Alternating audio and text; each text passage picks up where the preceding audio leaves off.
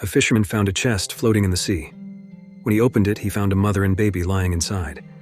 He carefully took the child, who would have thought that what the fisherman saved was the life hope for humans. The baby's name was Perseus. Years later, Perseus grew into a young man and his family lived as fishermen.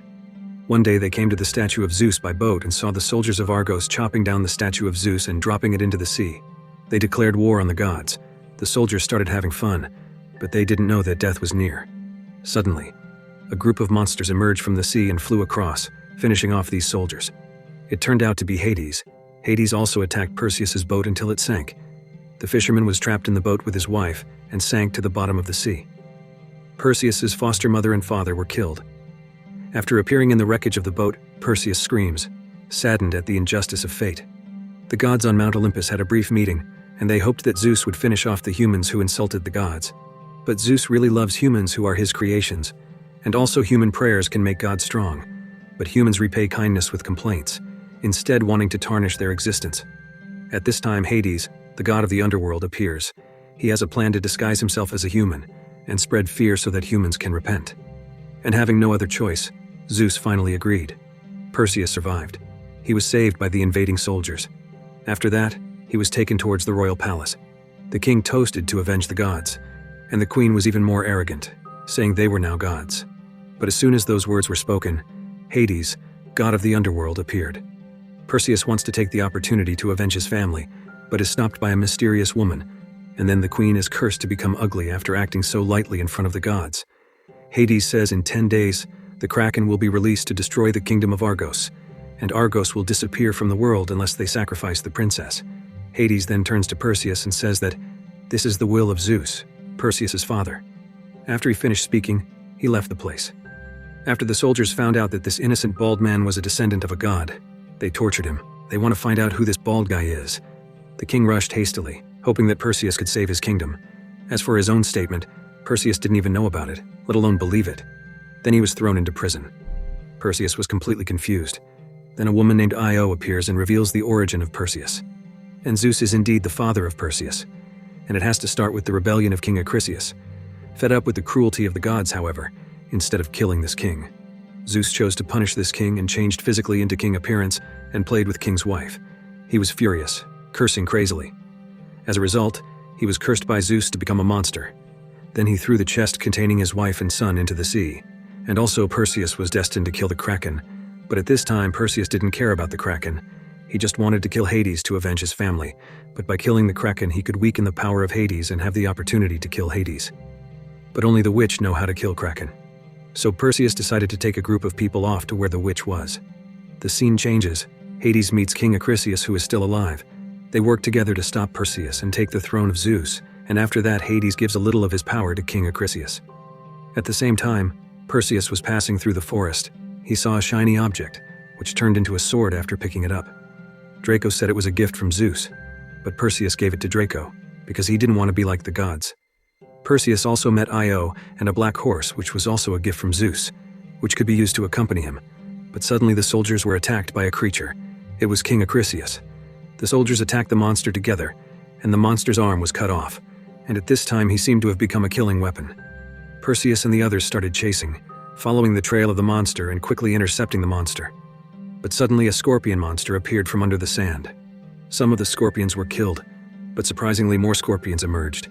Knowing their cornered condition, suddenly a mysterious creature named Jinn appears in time and can tame the scorpion monster. At this time, Perseus's wound poison reacted. They brought Perseus into the cave. Jinn came to Perseus, who was alone, put a blue fire in his hand, and his wound immediately healed. Then Draco fought with Perseus because his selfishness didn't want to use the power of a god. They had to lose a lot of warriors, but Perseus insists on being an ordinary man and wants revenge. Then they meet Jinn, who has used a scorpion as a means of transportation, and they continue their journey to meet the witch. Finally, they reach the mountain and met the witches, who share one eye as vision. They ask how to defeat the Kraken. At first the witches refuse, but under Perseus's coercion, they finally reveal the only way, which is to use Medusa's head, which will turn someone to stone upon seeing it. But Medusa is on the other side of the river. The witches say that their plan will fail and be in vain. They continued their journey, and in the middle of the journey, Perseus met a cloaked grandfather, who turned out to be Zeus, who came into the world. The father and son had a bit of an argument when they met. Zeus then threw a gold coin at Perseus and left. They again started their journey to the creepy river. To pass this river, they used the gold coins earlier to summon a boat that could help them cross the river. After crossing the river, they made it to Medusa's residence. When they were there, they were hit by arrow that made them fall. Luckily, Perseus was still able to save them. After several fights that cost them a lot of troops against Medusa, Perseus finally managed to get Medusa's head. Io saw Perseus coming out of the cave alive, and suddenly Io was stabbed in the back by King Acrisius. But Perseus managed to quickly defeat the monster with a sword given by Zeus and remove Zeus's curse.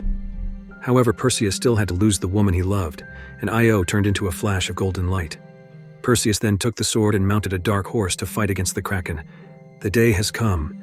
The Kraken is released. The Argos people became restless. They rushed to the last line of defense, and even prepared to sacrifice the princess, because only in this way could the Argos people survive. But because people started to fear, the power of Hades got stronger, and the power of Zeus weakened. And only then did he realize that everything was a trap set by Hades, the god of the underworld. Kraken with Hades want to destroy Argos. Only one person can save this chaos, namely Perseus.